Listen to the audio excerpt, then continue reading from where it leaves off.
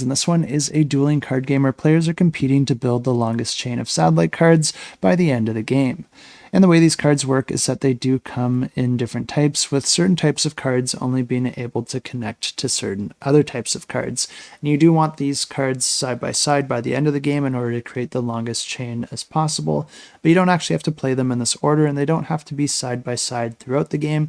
You just really want to make sure that those valid connections are in place at the end of the game so you can score all those cards. Each player starts the game with their own deck of cards, and you're going to be drawing 3 cards into your hand to start. And then anytime that you play a card, you're going to be drawing another card into your hand so that you always have 3 cards to choose from. The game also offers a couple expansion modules that you can choose to play with, like the superpower tokens, where each player is going to be dealt 3 of those at the beginning of the game, and these offer one-time use abilities. And then there's also the space debris module, where players are going to be drafting an additional 3 cards, and there's going to be 1 visible and 2 hidden, and these are going to be giving you different objectives that you can try to achieve for additional victory points at the end of the game. And this is a game that plays over a series of turns where on your turn you can perform one of 3 possible actions, with the first action being to play a card from your hand into your chain of cards, gaining any instant or ongoing effects. The second option you have is, rather than playing a card into your chain, you can instead activate one of the abilities of the cards that you've already played.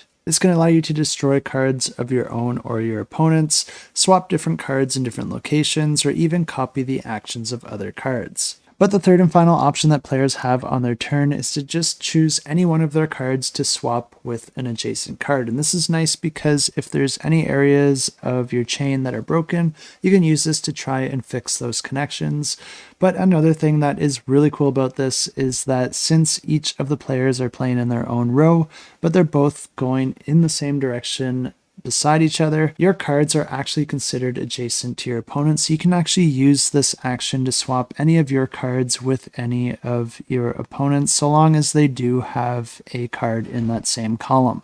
But the game continues like this until all the cards have been played, and then players are going to be counting up their longest chain of cards, earning a victory point for each card in that chain. Then you're going to be adding any from your secret objective or bonus abilities, and then the player with the most victory points at the end of the game wins the game. And if you are interested in this one, you can check it out. I will have it linked in the description down below.